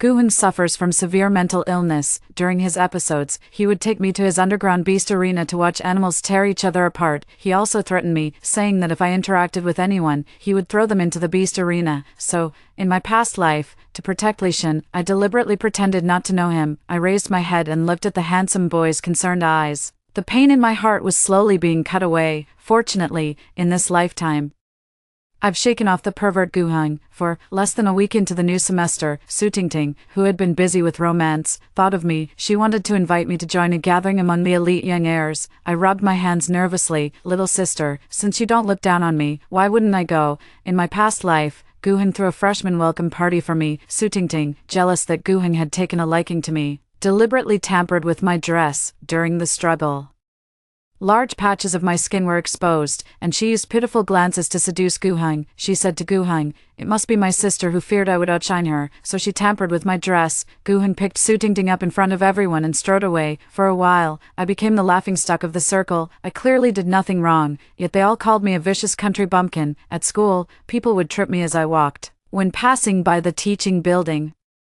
someone would deliberately spit on me from above. The moment a water glass leaves your sight for even a second, it'll be filled with cockroaches and mutilated mouse limbs. I don't want to live like that anymore, not one bit. Before I knew it, the weekend arrived. As usual, I walked into the banquet hall wearing a white t-shirt and jeans. At the banquet, everyone was dressed like princesses and princes from fairy tales. Only my style stood out starkly from theirs. All eyes turned to me with mockery and curiosity. Security, where's security? There's a country bumpkin who's wandered into the wrong place. Before long, the lobby manager hurried over, grabbed my arm forcefully, and tried to drag me away. What kind of blind fool dares to come here? If you dirty their formal attire, your life wouldn't be enough to compensate. I looked at my reddened skin from the rough handling and frowned deeply. I was invited by Su Tingting. I'm her sister, the eldest daughter of the Su family. Su Tingting heard the commotion and came over, holding Guheng's arm. The moment I saw Guheng, my blood froze, and my breath turned into knives cutting every inch of my skin. The pain of being bitten by beasts returned. Seeing me staring at Guheng, Su Tingting felt a surge of resentment rise in her heart. "Sister, did you dress like this on purpose to get attention?" As she spoke, her almond-shaped eyes turned red. Guheng felt even more pity for her. I thought Tingting was so beautiful, so I figured her sister couldn't be bad either, but I never expected. You two are worlds apart. Su Tingting saw him belittle me and leaned contentedly against his broad chest, and I also breathed a sigh of relief. Su Tingting took a glass of red wine from the waiter's tray and pretended to hand it to me. "Sister, Guhun loves to speak the truth. You mustn't blame him." The next moment, the glass of red wine splashed onto the $1,000,000 dress. Su Tingting's eyes were red as she accused me. "Sister, I was just trying to help you out of trouble. How could you spill wine on me?" Guheng's expression also darkened. The doll he had meticulously dressed up was dirted by me. "No, I didn't. You can check the surveillance footage. I didn't move my hands at all." Su Tingting cried sadly. "Are you suggesting that I would pour wine on myself just to frame you?" Everyone was drawn to the commotion and gathered around, all pointing fingers at me. I always said people from dysfunctional families have dark mindsets, nowhere near as easy to get along with as girls raised in wealth. Exactly, look at her despicable attitude, as if the whole world owes her something. I strongly disagree with their conclusion. Judging whether a person is good or not isn't about whether their family is poor or wealthy, nor is it about whether their family of origin is good or bad. Su Tingting grew up surrounded by love, but that didn't stop her from becoming a malicious person at all. Coming from a poor family background, I made my way from a remote mountain village to a prestigious university entirely through my own efforts. Why should these wealthy people need the poor to highlight their riches while also stepping on them to flaunt their noble character? I clenched my collar tightly. There was a miniature camera hidden there, ready to clear my name instantly if I chose. But it seems they couldn't care less about the truth. Guhun took out his phone from his coat pocket and made a call. "Uncle Zhang, have the little ones at home been fed?" He glanced at me, his eyes brimming with malice. "If they haven't been fed, I'll bring them some snacks when I get home." Hearing this, my face instantly turned deathly pale. Su Tingting asked curiously, "Brother Gu, do you keep little pets at home?" Those were clearly a pack of ferocious beasts. Guhun wouldn't let me go. He ordered someone to take me to the back, saying he would bring me back to feed his little pets their midnight snack. Fortunately, Lishan arrived in time after receiving my distress signal. Guheng recognized him. "You're interested in this kind of woman. Quite unique taste." Lishan didn't argue back but gave him a deep look. "She's my father's most outstanding student and was even selected as a key national talent for support. If anything happens to her, Even your father might not be able to save you. Guheng hated nothing more than people saying he relied on his father. Furious with shame, he slammed his glass to the ground. Su Tingting was so frightened she stumbled backward, accidentally bumping into the wall of wine glasses behind her. In an instant, hundreds of glasses came crashing down toward her. She slipped and fell to the floor, her white gown stained crimson. My face hurts so much. Guheng forcefully pulled her face away. Startled by the ugly scar, at that moment, a system notification sounded in my ear. Ding. The rumor's backlash system has taken effect for the second time. Once the host bears the blame 6 times, the system reward will be triggered, granting technological advancements not found in your world. 5. By Monday, everyone at S University knew about Su Tingting's disfigurement. No one paid attention to my little episode at the banquet. Many were speculating about the ambiguous attitude of the Gu family's young master toward Su Tingting. Whether it was decisive abandonment or romantic exclusivity remained unclear. While Su Tingting was abroad receiving treatment for her scars, I finally had time to catch up on my studies. Li Shan and I buried ourselves in the lab to crack the unique chip technology exclusive to foreign countries. We worked tirelessly with Professor Li Ginghong, managing only 3 hours of sleep a day. A month later, we emerged from the lab disheveled and exhausted, yet Professor Li Ginghong was as delighted as a young man, eager to report this technological breakthrough to the nation. Wan, we couldn't have broken through this technology without your contribution. I'm going to report to the state and apply for an honorary medal for you. Before I could react, I collapsed exhausted into Li Shan's arms. By the time I woke up, it was already the next morning. While still on in 4 drip, I received Zhou Yuan's insistent call demanding I return home. Your sister had such a major incident, and you're acting like nothing happened, enjoying yourself outside for a whole month. Suwan, if you don't want to acknowledge me as your mother anymore, you might as well die out there. Hearing my mother's words, my good mood about to receive the Medal of Honor was completely washed away. I weakly explained, no, Mom, I'm actually in the hospital too. No matter what you're doing at the hospital, you need to come home right away and apologize to Tingting. I swallowed the rest of my words and called the nurse to remove my 4 drip. The nurse, aware of my condition, couldn't help but scold me. Look how weak you are, yet you still refuse to stay hospitalized. I shook my head, because I guessed Su Tingting was about to set another trap for me. If I didn't go home, how could Su Tingting unleash her green tea instincts to set me up? If she didn't set me up, how could I complete the system's mission? When I got home, the living room, which had been filled with laughter and chatter, suddenly fell silent. Zhou Yuan wore a stern expression, as if forcing me to go over and apologize. I was dizzy and lightheaded, barely managing to hold on until I got home. Su Tingting harbored resentment toward me and burst into tears in Zhou Yuan's arms. Mom, my sister must really hate me. That's why she deliberately sabotaged me, making me look bad at the banquet and even ruining my face. Only then did I notice the faint scars on Su Tingting's face. I was about to retort when a vase came flying toward me. It hit me squarely, and I fell to my knees, dizzy and disoriented. Blood trickled down from his forehead into his eyes, painting his vision red. Everything before him was tinted crimson. So you had a fiery temper. Throwing a vase was just the beginning. He stomped hard on the back of my hand. Bitch. If you had taken better care of Tingting at the party, would she have gotten hurt? I don't understand, and I can't comprehend. In my previous life, I once doubted whether I was my parents' biological child, secretly collecting their hair for a DNA test, but the result was unexpected. I truly was their child. However, children are ultimately different from one another. Su Tingting was the child they chose themselves. While I was forced into this family, weakly lying on the ground, I struggled to defend myself. I didn't do it. None of this has anything to do with me. I have video evidence. It's right here in my pocket. Sujia's parents turned a blind eye to Suyu's violent acts, not even willing to take a look at the video. Su Tingting clutched a tissue, wiping her tears. Sister, fine if you don't love me, but how could you harm me? She touched her face and sighed. Mom and Dad are really, the doctor said just one more course of treatment, and the scars on my face would completely disappear. They insist I've suffered immense injustice and must seek justice for me. Suddenly, the system notification sounded in my ears for the 3rd time. Ding. Host has completed the rumor backlash task for the 3rd time. I raised my eyes and glared fiercely at Su Tingting. This time, she falsely accused me of causing her embarrassment and disfigurement. The scar on her face will never fade no matter what. 6. My phone was smashed to pieces by Suyu. He locked me in the basement. Before closing the door, Zhou Yuan let out a sigh. Wan, don't blame Mom. Your thoughts are too dark. For Tingting's sake, and for your own life, we must teach you properly. Dragging my numb hands, I made one last plea. I didn't harm Su Tingting. I still have to attend the award ceremony. I can't stay in the basement. Suyu sneered. So what if you're good at studying? What can a bookworm like you possibly achieve? There's not a single part of you that can compare to Ting. Fine, Suwon, you can stay with your own kind, rats and cockroaches. The basement door slowly closed, lying on the cold, damp floor, listening to the rustling of crawling insects. Weakness and pain overwhelmed me. I don't know how much time had passed. The basement door opened again, and a beam of white light fell upon me. I struggled to open my eyes, only to see a tall and slender figure rushing toward me. Suwon, wake up. As I was being taken to the hospital, in my dazed state, I heard Lishan murmuring incessantly by my ear, Su Tingting knew you were going to be honored, so she deliberately had your family lock you up. If you don't wake up soon, Su Tingting will take your place at the awards ceremony. All your honor and reputation, the month of hard work buried in the lab, will become someone else's bridal gown. His words were indeed effective. I was so angry that I abruptly opened my eyes. Lishan was stunned.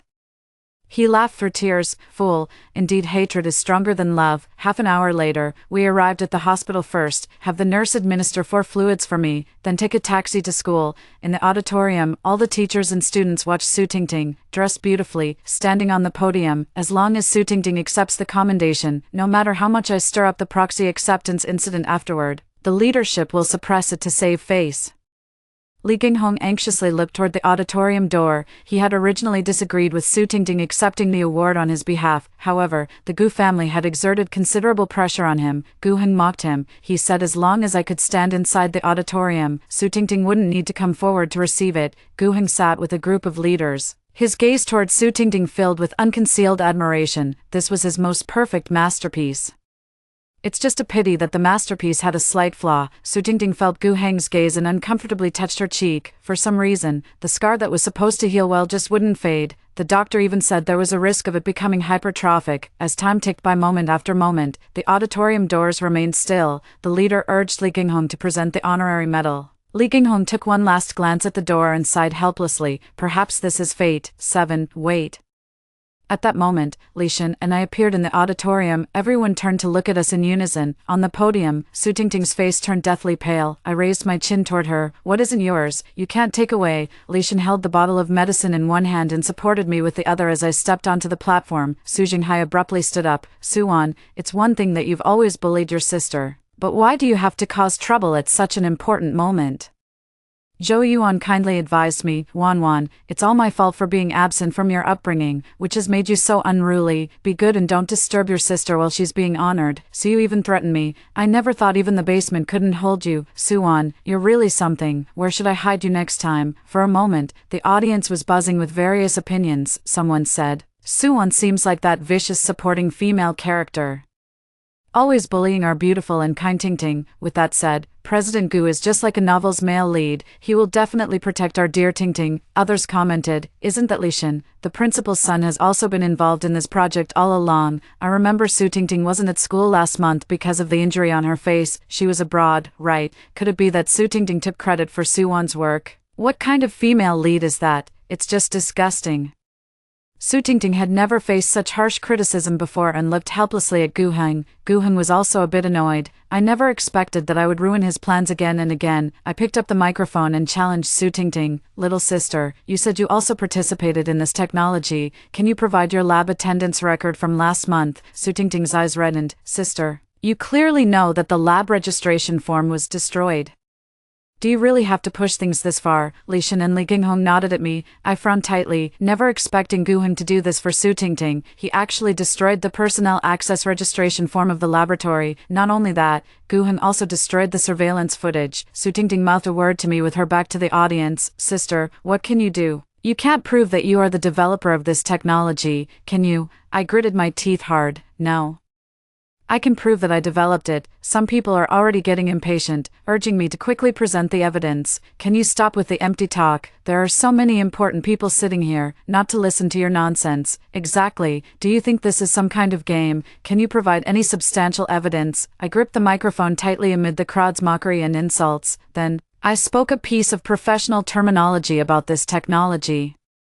The industry experts in the audience could all understand what I was saying. Only Su Tingting, like an ignorant young girl, stared at me with wide, almond-shaped eyes, looking completely at a loss. Soon, those experts had formed their own conclusions. Gu Heng never expected that I would commit those difficult concepts to memory. Lee Ging-hong and Lishan can also prove it. It's just that I don't want them to offend the Gu family. Gu Heng was very disappointed in Su Tingting. never expecting her to be nothing more than a useless pretty face. After Guheng stormed off in anger, seeing no way out of the situation, Su Tingting pretended to faint on the spot. I couldn't be bothered to expose her. After having her carried away, I accepted the accolades from industry leaders at the awards ceremony in my honor. Suddenly, I was surprised to hear the system prompt sound in my ear. Ding, host has completed the 4th rumor backlash mission. 2 more missions remain to completion. Please keep up the good work. Host, I glanced at my finger, which was smashed and bloody. Use the 3rd reward to restore the finger. After the commendation ceremony, my name was published in the newspaper. This is an honor I couldn't achieve in my previous life. 8. The school forum was buzzing all afternoon. Su Tingting really has a thick skin. I never expected her to pull off an impersonation stunt. Now it seems that her claims about Su-won always bullying her aren't trustworthy either. Am I the only one who has completely changed my view of Su-won? Despite striving to improve and having no support from her family or the world, she still manages to live well and stay true to herself. Su Tingting also felt ashamed and kept asking her parents to let her take sick leave. It's a pity that the school doesn't allow extended sick leave. If I don't return, they'll expel me. Su Tingting reluctantly went back to school, only to find that Guheng already had a new lover, and it turned out to be the vice president of the dance club, whom she had always looked down on. Su Tingting angrily went to confront the other party, but someone stopped her. Su Tingting, right, the advisor wants you to go to the office. Su Tingting was a bit confused, not knowing why the advisor wanted her to go to the office, until the instructor threw a stack of evidence in front of her. Su Tingting realized she was in deep trouble. It turned out that her college entrance exam scores and thesis were obtained by paying to replace someone else through connections. In her previous life, she had hidden it well. The victims spent their whole life believing they were incompetent and failed to get into college. In this lifetime, I used the rumor backlash system, giving that small-town exam taker who was replaced a chance to be bathed in the light of justice. This farce not only got Su Tingting expelled but also led to the revocation of her student status. After returning home, Su Tingting shut herself in her bedroom. This broke Zhou Yuan's heart. Why did that person have to report our Tingting? Even without Tingting, someone else would have taken his university spot. Su, the overprotective brother, was so angry that he wanted to confront the person. But Su Jinghai slapped him hard. The fault is on us this time, if you want to bring the company down. Then go ahead and make trouble. Suyu's eyes turned red, but I can't just stand by and watch Tingting suffer. Su Jinghai smoked gloomily. Don't worry, we still have Su-won. I had intended to move my things out of the Su family quietly, like an invisible person. Unexpectedly, Su Jinghai discovered me. Zhou Yuan, with red eyes, hugged me. Wan, you can't just abandon your sister. This was the first time my mother had ever hugged me. I didn't expect it to be like this. I gently pushed her away. Mrs. Zhou, I remember, you didn't transfer my household registration back, right? Zhou Yuan was stunned. What do you mean? I looked at them and said word by word. Back then, you wanted to preserve the status of Su Tingting as your only legal daughter, so you only brought me back to the Su family without changing my household registration back. So, I have nothing to do with your Su family. I have no reason to help a scheming green tea bitch who has repeatedly harmed me. Hearing me insult Su Tingting, Suyu was so angry he still wanted to hit me. I immediately pulled out my retractable iron rod for self-defense and held it in front of me. Suyu, I'm not that child who lets you bully me anymore. Suyu was so angry he laughed. What, you want to hit me? Come on, hit me right here. As he spoke, he started to move closer to me. I raised my hand and struck him with a club, avenging the broken finger bones he had crushed. Suyu collapsed to the ground with a thud. Su's parents were startled. Zhou Yuan accused me of harming my brother. Su-won, are you even human? You didn't help Tingting. She may not be related to you by blood, but Suyu is your own brother. I raised my hands, tightly wrapped in bandages. Oh, my own brother beat me into this wretched state for a sister who isn't even related by blood. Zhou Yuan was furious. Isn't that your fault? If you had just behaved and been kinder to Tingting, would we have treated you like this? I furrowed my brow tightly.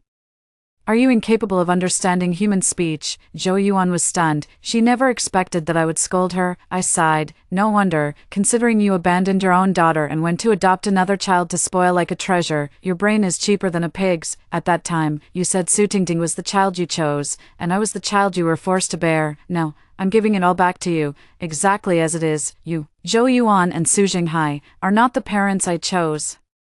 And from now on, you have nothing to do with me. After saying these words, I walked away with my heavy luggage in tow. 9. After I left, I suddenly heard a system notification sound. Ding. Congratulations to the host for completing the 5th rumor backlash mission. Just one last time. Keep pushing forward. I leaned back in my chair, somewhat helpless, never expecting it to come to this. Su Tingting is still stubbornly clinging to her delusions, determined to frame me, anyway. I've already left the Su family, so even if she falsely accuses me, I can still achieve my wish without any pain. But what happened next told me I still underestimated Su Tingting's shamelessness. She went live online, accusing me of speaking harshly to our parents and brutally beating my own brother. Sister, I know you don't like me and feel that I stole 19 years of your life. She stroked the white scar on her face and gave a broken smile to the camera. Your parents and brother love you so much, you share a blood bond, you're the real family, come back, sister. She forced out a few tears, crying in fits and starts. I can keep quiet about your crimes to outsiders for their sake. I won't tell them that you were jealous of my relationship with Guhang, and that you deliberately hired a group of thugs to drag me into an alley and strip me naked. After saying this, to prove the truth of the matter, she deliberately took off her coat, revealing the ambiguous marks on her body. They even posted the surveillance footage of me confronting Zhou Yuan and severely beating Siyu online. This incident spread very quickly. Netizens are often swayed by their emotions. They didn't know Su Tingting's true character, and after seeing that solid evidence, within less than a day, the official account of S University was flooded with comments from netizens. They demanded that the school expel me, an immoral person. I can't imagine how much of a threat a highly intelligent person without morals, who masters more technology in the future, would pose to society. She even dares to curse her own parents. Aren't the teachers at your school afraid of being hit by her? Is this still the new era? How can such a vicious woman still be studying in a higher education institution? If the school doesn't expel Su Wan, we'll keep cursing and cursing. Li Shan saw the online comments and rushed anxiously into my rented apartment. He found me humming a tune, leisurely making him a bowl of instant noodles. He breathed a sigh of relief. I was afraid you might do something drastic. I shrugged. I'm not the one who did anything wrong, so why should I be the one to feel troubled? Wait a moment. Su Tingting will face the consequences she deserves for what she said. Li Shan held a steaming cup of instant noodles, looking at me with his bright, puppy-dog eyes. I knew it. Wan, you could definitely do it. I felt a bit embarrassed by his gaze. Take out the tablet and contact someone online. The situation escalated quickly, and Li Shan told Li Ginghong, who was not online, about it. Li Ginghong issued instructions to the faculty advisors and students of each department. Before I even had a chance to explain, students of this school are not allowed to spread rumors or sow discord. If anyone is found maliciously slandering me online, they will face appropriate disciplinary action. 1 week later, I saw the online buzz reaching its peak, and as I idly tapped on the keyboard, I thought it was time to fight back. At 8 p.m., Su Tingting started her live stream on time. While hypocritically telling her fans not to send her gifts, she saw someone send her a carnival gift and, in a deliberately high-pitched and coquettish voice, said, "Thank you, big brother." She glanced at the comments section. Netizens are all urging her to continue revealing the inside story. Tingting, don't be afraid, we are your strong support. No matter how powerful Su Wan's background is, our Ting family army will never let her harm you in the slightest. Su Tingting was so moved that she shed a tear. Everyone's support is more than enough. Don't worry, I'm not someone to be bullied either. Next, I will tell everyone about how Su Wan obtained her honorary medal by stealing others' achievements through improper relationships. Suddenly, she saw that S University requested to connect with her. Su Tingting was taken aback. Netizens are in an uproar. What's going on? Isn't S University protecting Su Wan? What if someone is trying to use S University's account to expose Su Wan's crimes as well? Su Tingting also believed the netizens' words and chose to connect with S University's official account. As soon as the live stream started, Su Tingting saw me appear on the other side, and a crack seemed to form on her exquisitely made-up face. She thought I would hide away and wallow in sorrow, never expecting that I would confront her publicly. She forced a smile and said, "Sis, you finally agreed to see me. Mom, Dad, and our brother are all waiting for you to go back and apologize." I rolled my eyes.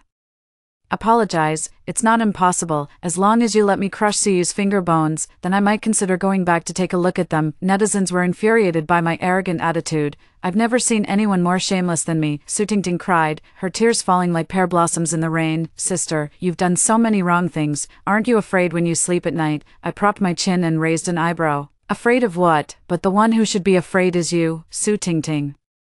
Haven't you noticed? Su Tingting looked completely bewildered. I said with a smile, haven't you noticed that whenever you slander and spread rumors about me, the things you accuse me of actually end up happening? On the day I first came home, you accused me of pushing you down the stairs. That very night, you went downstairs to get water and broke your leg. At the welcome banquet, you framed me for splashing red wine on you, but you ended up bumping into the champagne tower. Not only making a mess of yourself but also ruining your appearance. I watched as Su Tingting's face grew increasingly unpleasant. I continued, also, you told mom and dad that I was the one who ruined your face, which is why the scars that should have been healed couldn't be removed. You tried to claim my honors but failed, and were reported for paying to take someone else's place in the results. This is the 4th time, I extend my finger. The 5th time, you spread rumors in front of 1.4 billion netizens, claiming that I hired a group of delinquents to commit illegal acts against you. Su Tingting's breathing became rapid, because she knew that as long as she spread rumors about me, all those false accusations would come true, and this time, she spread rumors that I caused her to lose her chastity. Netizens think I'm acting all mystical and weird. What nonsense are you talking about? Those were all coincidences. Just by chance, besides. It seems to me you're trying to threaten Tingting. Maybe they've already found someone, just waiting to hurt Tingting. Su Tingting's face, which should have been deathly pale, after seeing the comments from netizens, seemed to gain strength. She gave me a mocking smile. Suwon, as long as I don't leave this room, your words won't come true. I've already called the police. Don't even think about laying a hand on me. I raised my eyebrows helplessly. Believe it or not, after all, it's not me who's going to get hurt. Soon, Su Tingting heard someone knocking on the door. She deliberately rented an apartment just for live streaming. Look, the police are here. No one can harm me. With that, she got up to open the door. I rested my chin on my hand, bored, scrolling through the malicious comments from netizens. Suwon, why don't you just drop dead? The sight of your face makes me sick. No wonder you're doing so well. You're the perfect picture of a petty person reveling in their success. We're here to protect Tingting. Don't even think about hurting her. Suddenly, Su Tingting's sharp scream rang out from outside the door. She frantically ran to the bedroom, trying to lock the door from the inside, but the flimsy door was kicked open with a single blow. The men wearing black masks pinned her down on the bed and assaulted her. You dress so provocatively every day. It really gets us brothers fired up. Netizens were shocked to see this scene. I raised my phone and said, don't wrongfully accuse me. This has nothing to do with me. I've already called the police. If it were related to me, would I dare to call the police? At that moment, everyone finally understood. The backlash from spreading rumors I mentioned is real. 11. After Su Tingting's home was broken into by intruders, she developed severe psychological trauma and was sent to a mental hospital by her family for treatment, and I also regained my reputation, becoming an ordinary college student, starting my new life. Just as I was about to forget the painful memories from my past life, Gu-hung, the murderer, came knocking at my door. He leaned against the latest sports car, idly playing with the car keys. He saw me walking out of the dormitory building, coming to me under the gaze of thousands. Darling, you've kept me waiting for so long. I took a few steps back in fright. Gu-hung, why have you come to find me? Gu-hung, with an easy familiarity, wrapped his arm around my shoulder and boasted to those who were sneaking glances, Suwon is my woman. If any of you dare to bully her, I'll make sure you regret it. Those people quickly averted their eyes in fear. This Suwon is really something. She managed to get Su Tingting sent to a mental hospital and even stole her boyfriend.